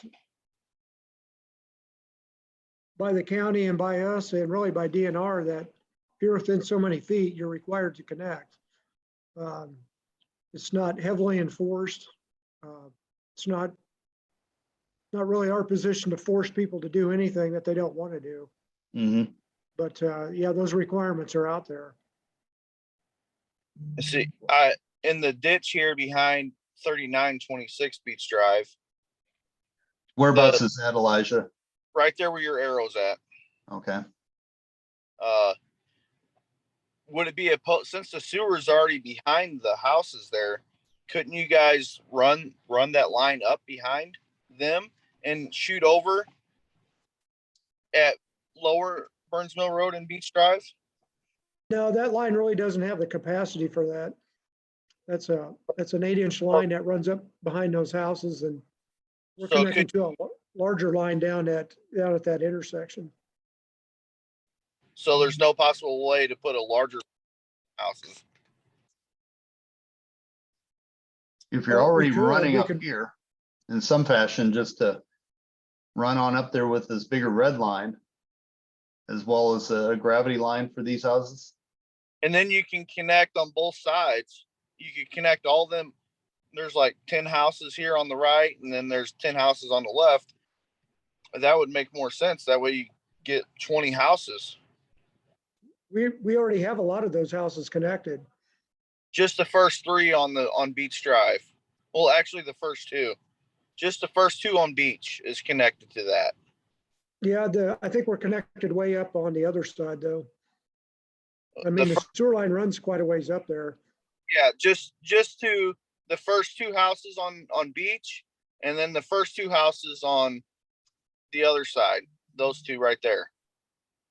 No, we go further up than that. We have customers that are further up. Because that's my backyard. It stops. I'm not connected. I think we have 2 more there. Well, I'm 3926 Beach Drive. Yeah. I think So those 2 houses right there. Yeah, he's right here, the green roofed house. But anyway, yeah, I think running up here would be more effective, but once again, that would put your red line up here. And then coming down, I'd still like to see the opportunity to run down some section of where the city has easements instead of going through these areas here. You're gonna reach an impasse with these people with getting access to there. As president of the subdivision, we're not gonna sign the waiver for the going down the middle of the street.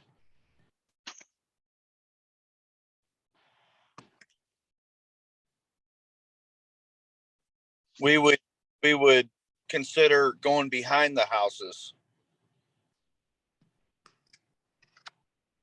With both the force main and a gravity fed main, so these people could tie on in a more cost-effective fashion.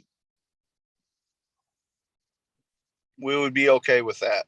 But Elijah, it doesn't do anything for the Waldormer Way properties. That's the challenge. They're still abandoned over here. Yes, well, there's a main right here that stops right behind the first house, right where Right your here? area- there's a main right there on the corner that stops right there. I know it's a fairly severe drop off along here, so, and that's probably for a discussion for a later point in time, but some way to service these houses, because they're all part of this Big River Hills Association group as well. Yes. So that line behind the first house is capped off. This house here? Yes. And he's not even connected to it. It's capped off right there. So Doug, it might be nice to see an overlay map of where your service is today. It sounds like there's a little bit of discrepancy on where you actually are with your lines.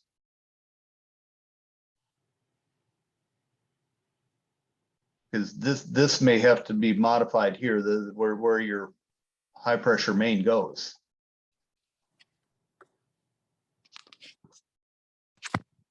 Once again, I'll tell you down here at this S turn, any type of pipe bridge thing or that I think is a huge mistake. And we get a vehicle go off there.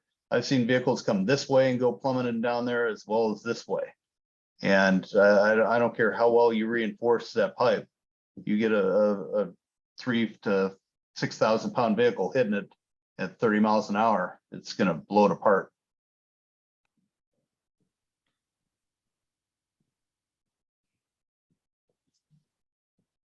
And it's not really going to make any difference to the homeowners on either side of the road where your line is, because it sounds like they're going to have to, they're probably going to think twice about it since they have to do a grinder system. And five grand more to them is a lot of money. It's a lot of money to anybody, to me as well.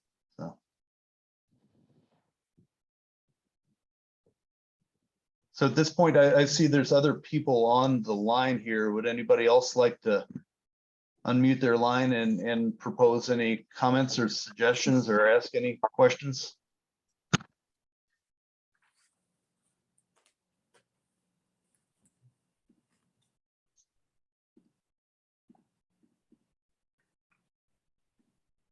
Without being redundant, I mean, I think you've asked all the right questions and have shown options.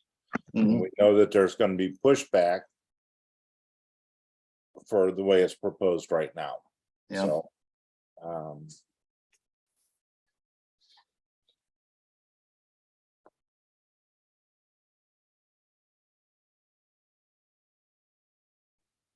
Yeah, even, and Doug, it sounds like staying within the easement that the city has on the river side of the road is probably a no, since you have to be 10 foot away from a water line, correct? That's correct. I don't know how far that water line goes around. I think it goes down, I don't know if it goes all the way down here or not. I know there's some type of leak down here. Bob Schmidt, isn't there some type of a weep or something here, or is that a natural spring leak here in the park? I know It's a natural spring. We Okay. dug it up a couple years ago and it wasn't that. It was just a natural spring that pops up every so often throughout the year. Do you know if the water line, how far it goes down, or does it end up here before the S turn? It goes all the way. I'm sorry to spin It around runs like along. this. It runs from Upper all the way up to Beach Drive and then shoots down Beach Drive all the way across the river. That's where they did Right. that boring across. Okay, but it goes all the Yeah, way it was- down. No, it goes to Beach Drive. Okay.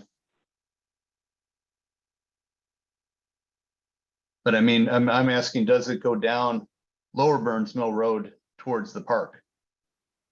Yes. Yeah. Yeah, because we pick up waters. It goes across to Silverstone, picks up Silverstone. Okay.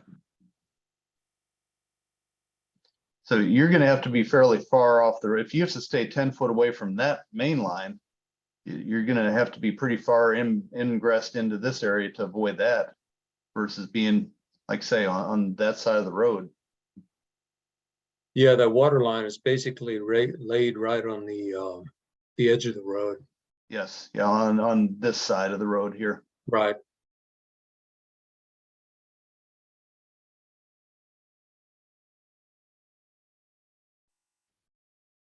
And So I I'd believe, like you guys and I to believe take, that's why we can't put any guardrails around that S turn either. yes, because- that's right, yeah. Yeah. Plus, they'd be crushed in the first week, based on some of the big semi trucks that come through there. I mean, it's a hard turn to navigate, and putting guardrail up there would be just a huge mess for the city to have to maintain that. But Doug, I'd really like you guys to look and see how difficult it would be to run along the perimeter, the edge of the road on this high side. Here, I know there's some rock there, but it might prove substantially easier for you to get down here and then pass beach and come in behind beach. And then what your map doesn't show here is over here for this is South Drive here, these two residents here, but there's North Drive over here going up. Then I know we had looked at getting service up to North Drive as well, and I'm not sure if that ever occurred or if they're all on septic as well up there. That's why I think having a map showing where you currently are might help us identify this a little bit better. And if I can mention one thing, there is a cave system right past the S turn. There's a newer house right there on the right across from the park. This one here. Yeah. Bill, I forget his last name. He's the home builder out there in Cedar Hill. He built Bill Williams. Bill Williams, yes. He dug that out, and there was a cave system on the right corner of that house. They put 7 truckloads of rock and probably 10 loads of concrete to fill it in.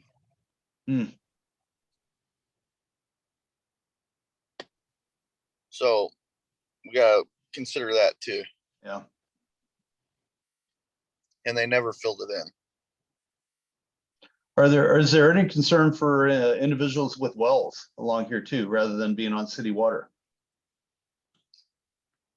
Concerns as to what?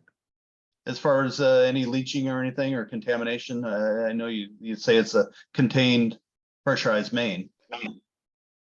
It actually would be a better system than currently everybody's septic tank leaking into the groundwater. Yeah.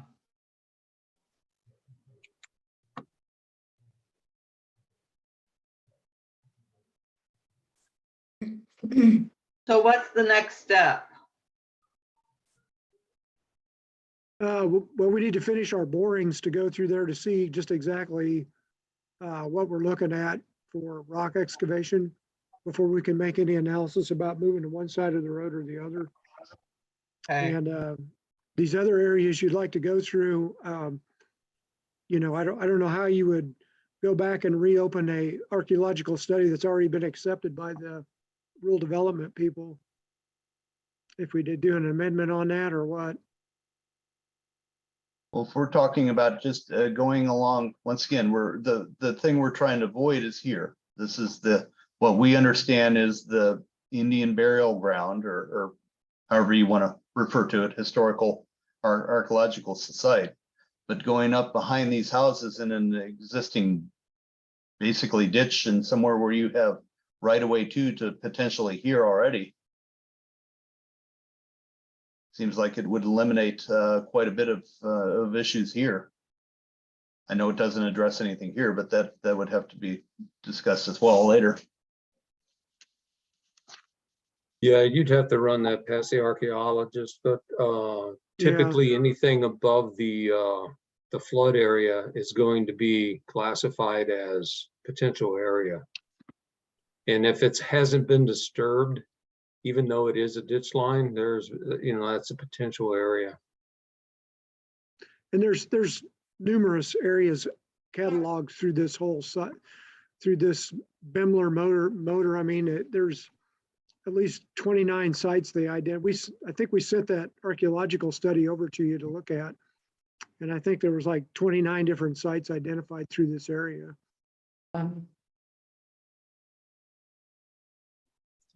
Okay. Wow. But from the perspective of, you're already in here, so wasn't there some type of survey done, or that was before surveys, and as far as disturbance of archaeological sites? I can almost guarantee there was no survey done when they built that. Mhm. But so you'd be doing a potential survey from here to there.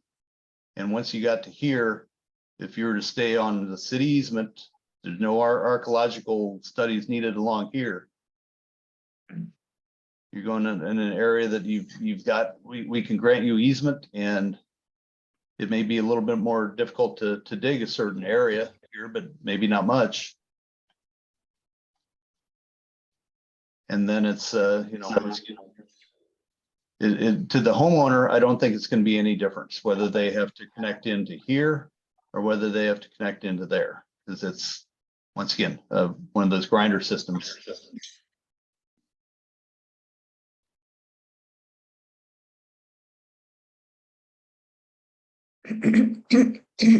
So what else, Doug, you said you needed to complete some borings on your proposed red line in areas that Yeah. you don't have easements?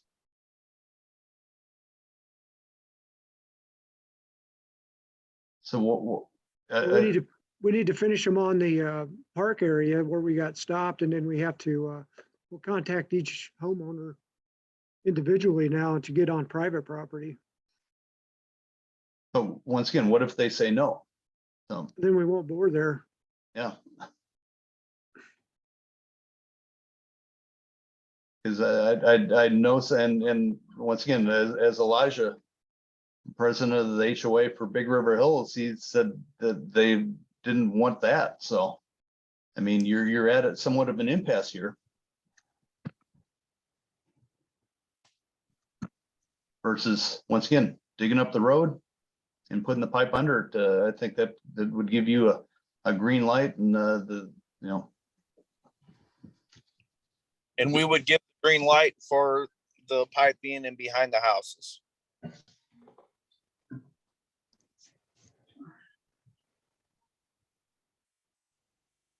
So potentially looking at that approach might be more effective for you. And if you're trying to get this rolling, which I understand this project has been delayed, as with anything, it'd be nice to get going on it and help out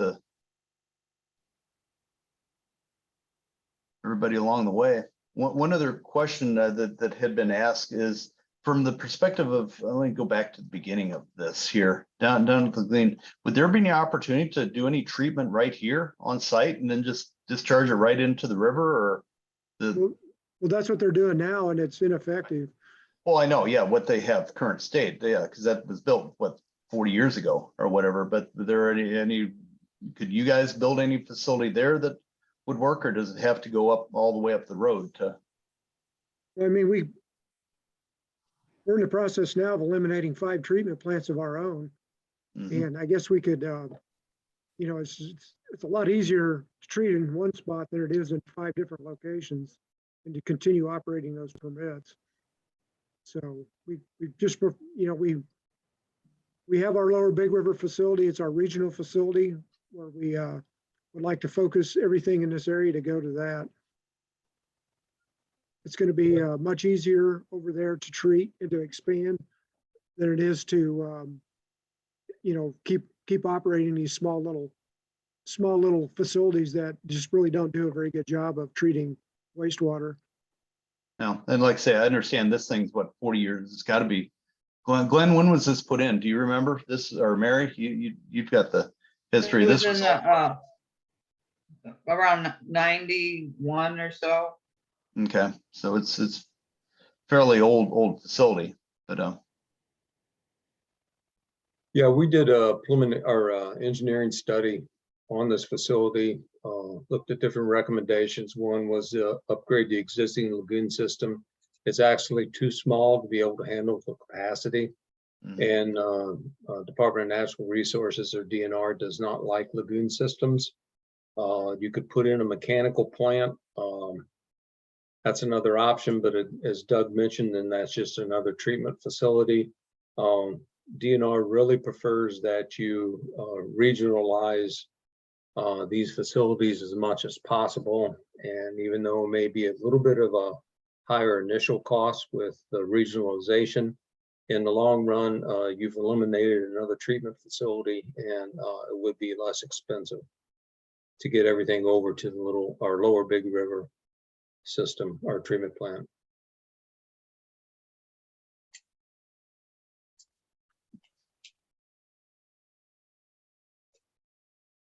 So for DNR's perspective, they don't like you to, they like for you to eliminate as many plants as possible. But once again, DNR doesn't live out here either, so, you know, and DNR's not paying for it either. very true.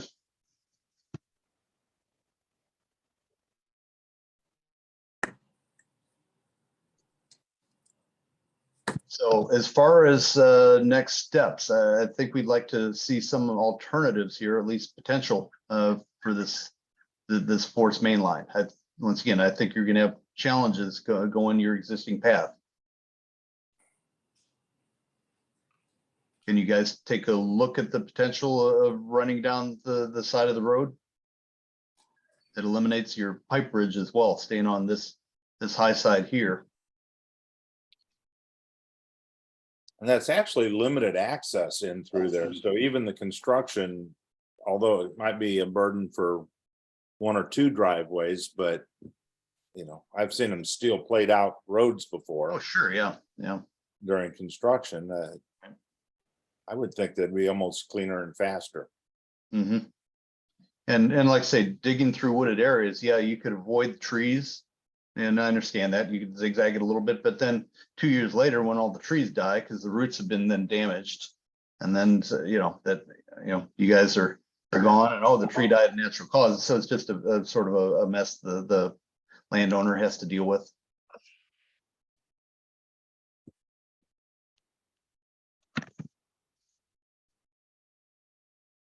So Doug and Ed, can you look at that potential and get back to us? And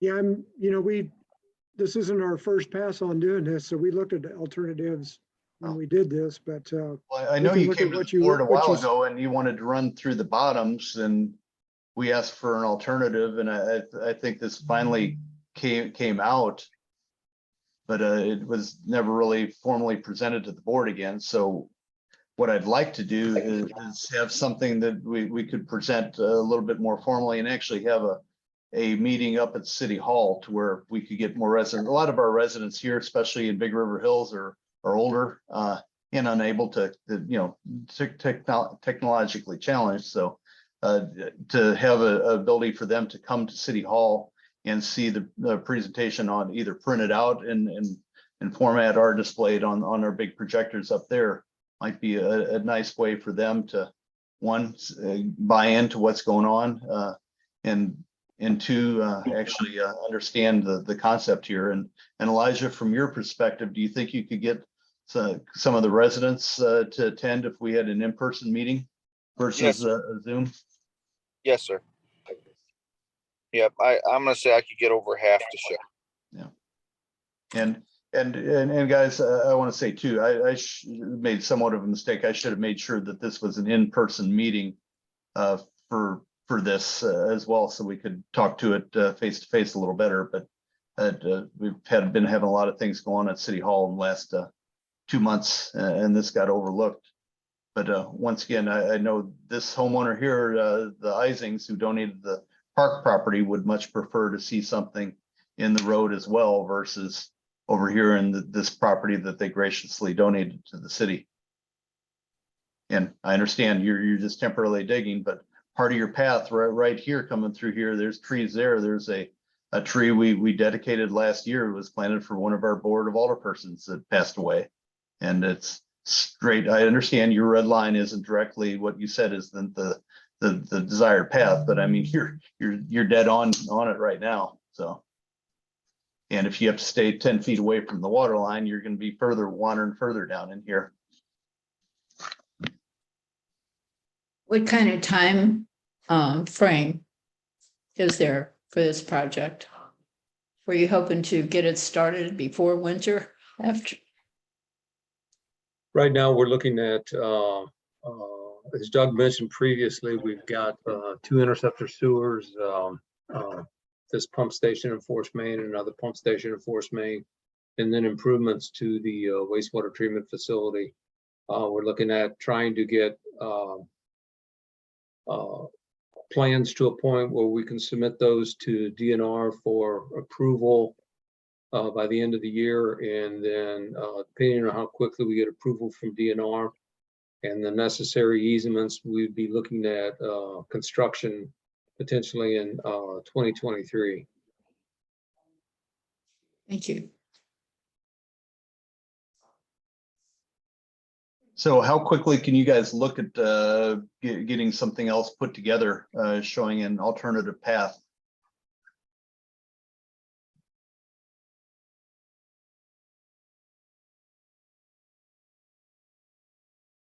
That's probably a dead question. Yeah, I think we'll just need to sit down and talk with Doug and see what our options are. I mean, again, this is since it is rural development, any major changes that we make in alignment would have to go back through them for approval, archaeological, environmental assessments. I'm not sure what the delays would be or what the approval Or the cost would be. Again, I think we'll just have to, I can sit down with Doug and we take a look at our options. And see what the impact would be on the project. Yeah, I think if you could do that and then get back to us and give us some advanced notice to where we can then make sure that everybody's aware of the meeting. Yeah, I believe it'd be better for everybody involved. And here, this picture here has North Drive. So this is the other area we were interested in. And I think if I recall back, and this was like 6 years ago, your line's back over in here somewhere. And because we were talking about getting service for this house, this is that house that gentleman had, or this one that he had actually passed away, worked up at the airport. Glenn, do you remember him coming to our board meetings, wanting to get tied in? And it was something about having to bore under the road here. Yeah, we don't have any sewers over there. Right. But you know, once again, our goal here is to try to provide as much service to every resident as we can, and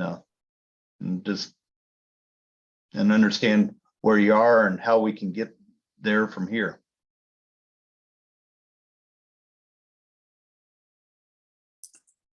So in closing, I'd suggest that Ed, you and Doug maybe sit down and take a look at this and see what alternatives would be, and get back to us and let us know when we can have something to present, and make this a formal public meeting. It'd be in the forms of the Board of Alderpersons meeting, but to make sure the public was aware and could come up to City Hall to visually see what you've got to show us. It's kind of hard to jump around from slide to slide too.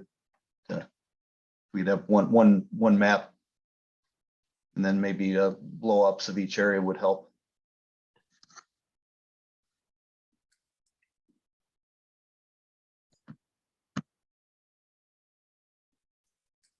Okay, well, how long do you need to know ahead of time to get on an agenda then? We'd like to know 2 weeks at least. We have at our city entrances, we have signs. Look out, Allison. There, I muted you. You're muted. So, but at our city entrances, we have signs that we can put up and notices on. And we'll put it on our website, which we did this I one. would But suggest doing this separate from the board meeting when we that might be reschedule it. Like too, Allison. Yeah. it's at 8:15. Yeah. Okay. And I'm sure there'll be more discussion, especially if we get more residents in person up there. Some people are reluctant to say anything on web meetings as well. Others are not, but we've got a fine mix there. So if you could get some ideas together and then get notice to us at least 2 weeks in advance, maybe 4 weeks, but we could certainly make it happen. And I think, like say, an in-person meeting would be much more effective for all this. And then wouldn't that have to be posted in the paper as well? And we have to deal with. Yeah, I'd like to publication make sure it time. was in the paper. Yeah. Yeah, there's does- deadlines for that. Yeah.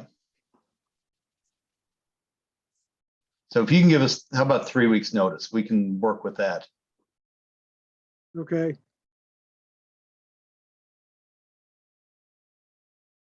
All right. Does anybody else have any questions? I'll open this up to anybody on the phone as well. Or if not, we'll table this discussion now and. Okay, great. Well, Ed and Doug, thank you for attending tonight. Appreciate it, and we'll look forward to hearing back from you. All right. Thank you. Thank you. All right. Okay, moving on then to item IT support. 7B. What's that, Cindy? Nothing. Oh, okay. Yeah, we're moving on to IC support and solution proposal for Burns Mill. So we'd put this on the agenda in old businesses. This is something we were covering before. Just recently today, in fact, we had a meeting with another company that does IT support for municipalities. They're located in the areas too. They do work. Galen, was it for not Sunset Hills? Crestwood and Wildwood. Wildwood, that's right. Yeah. So they're familiar with what we're doing as well. So we've asked them to come out and take a look at our city hall next Monday, and they're going to provide us a bid for the sort of the same type of service we'd gotten proposed from this St. Louis Compute. So I hate to delay this a little bit, but I think we want to make sure that we're spending our money wisely and getting the best support. Not that the other company that we talked to couldn't provide good support, but it's nice to see things from a different perspective. Galen, any comments from you on this? No, I mean, the more that we hear from other people, the better, because they may have ideas as well. So it's good to hear from others. And it's not like we've not been in this situation forever. So this is something that we've been living with. So if we have to drag it on another 2 weeks, we can do that. But I think we'd be well served to see what they can come up with proposal wise. They guaranteed us that they would have something by the end of next week or the beginning of the following week, so we could then compare and present both items, both proposals at the next board meeting, and then make a decision at that point. Well, I would like to get something going. The staff up at City Hall has, it's been such a hard system to work with. Yes. I don't And wanna drag this on calling it a system, I don't think is really fair, because it's not a system. It's just a spattering of different things that we've put together through the years. Right. And that's no offense to anybody. We did I the best know, with I what we had here. So, but we're looking at modernizing and evolving everything into a much more efficient and effective system up here at City Hall, and having companies that are familiar with supporting other municipalities will be really a benefit to us. So I think whatever direction we go company wise will be good for the city, and delaying it for another 2 weeks is not going to hurt us by any means. But it's interesting when you speak to these companies and they hear how we're operating now. They're just, sometimes their jaw drops. Really? Well, I'll move to table this till the next board meeting. Good. Thank you. Second. Cindy, Second. Aye. Galen, Aye. Mary, Aye. and Glenn. Yes. Sorry, that was a long-winded table. Okay, new business. I don't think we have anything under new business. Legislation unfinished. We do not have anything there. So legislation new, we have 2 items. We have 2 bills here. So we have item A, bill number 220-955. So under our new rules of operation, do we have 2 readings of this, Allison? Yes, okay. So can I get a motion, please, or can I have somebody volunteer to do the first reading? We're just talking about reading it by title. Yeah. Yep. And could I ask why we changed it to 955? Why are we reversing this? What do you mean reversing? I'm just confused. It I used to can answer be. that question. After talking to the other city clerks, they put the year first, so that whenever we save this, it's saved in year order. So it'll be like year 2022 will all be together. Whenever we do it the other way, it's all mixed together. So whenever we go like paperless, it's going to help us to be more organized. So they put the year first and then the number of the bill behind it. So do you have to re-enter all the other? No, the no, no, bill? no, no, we do not. No, it'll just keep going forward. Okay. Well, I'll make a motion to read bill number 2022-955 for the first time. Okay, I don't think we have to make a We motion. don't have to, yeah, we don't have to. I move. didn't- Yeah, you just have to read it, Mary. Just go ahead and read away. All right.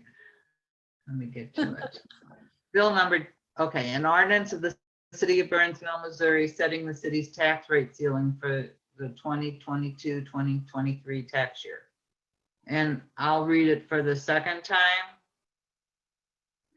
An ordinance of the city of Burnsville, Missouri, setting the city's tax rate ceiling for the 2022-2023 tax year. And now discussion. I think it's a great idea. Okay, think if okay. there's no discussion, hello? Hello. You're good. We just have to fill in the 0.5 in the rate on the actual bill, right? Yes. And that will be coming up on the next bill, right? Okay, can we get to the bill? Yeah. That will be done once, if it's approved, that will be done when it's approved. So It'll we're be- not gonna say what the amount is yet? It's stated throughout the paperwork. That's what you guys were discussing tonight. So once you guys agree upon the 0.50, then we will handwrite it in and then Rob will sign it. But I can't put it in prior to you guys approving it. Okay, so do we have a motion to approve? I move to approve it. okay. Okay. Glenn, Yes. Cindy, Aye. Galen, Aye. and Mary. Aye. Very good. Okay, next up, we have bill number 220-956. I'll read bill number 2022-956 for the first time.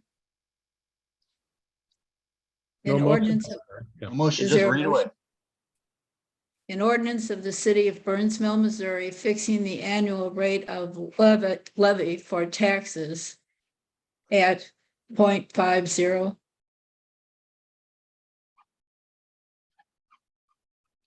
Want to read that for a second time, please?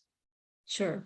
Bill number 2022-956, an ordinance of the city of Burnsville, Missouri, fixing the annual rate of levy at 0.5.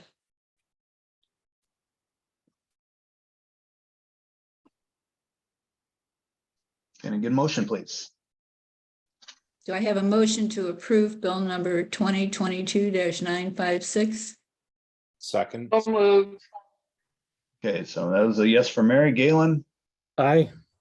Cindy, Aye. Glenn. Yes.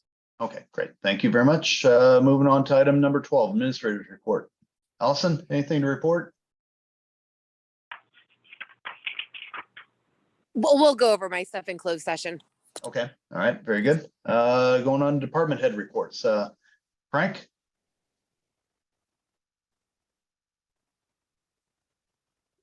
You hear me? Probably. Yes, sir. Yeah, now we can.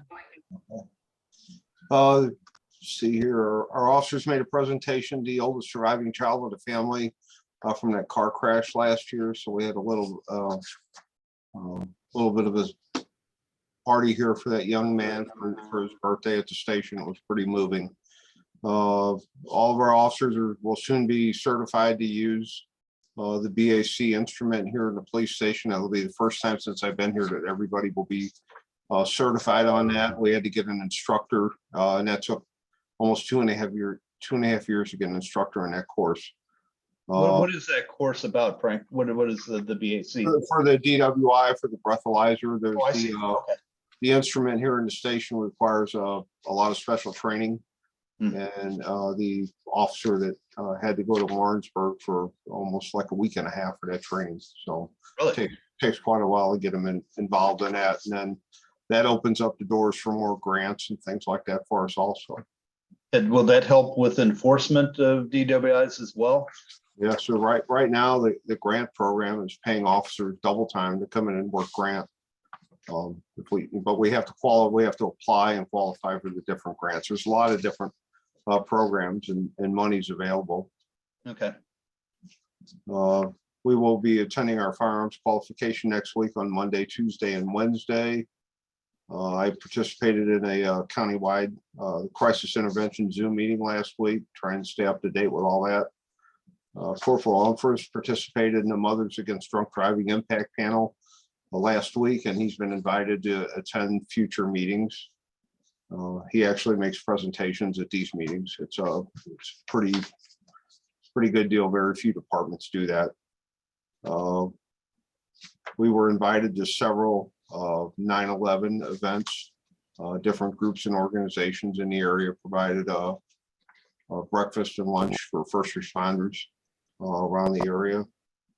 We participated in a photo shoot for the Open Door Animal Sanctuary. They're putting together a calendar for next year, and officers from this department will be represented in 1 or 2 months of that calendar, try and raise money for Open Door. So it's kind of a first time deal that they're doing that. Is it multiple first responders, Frank, that are on that calendar? Yes, so we have pretty much all the first responder groups in the area. High Ridge Fire, Cedar Hill Fire, the ambulance districts, 911 dispatch. So Jefferson County Sheriff's Department. So, well, very nice.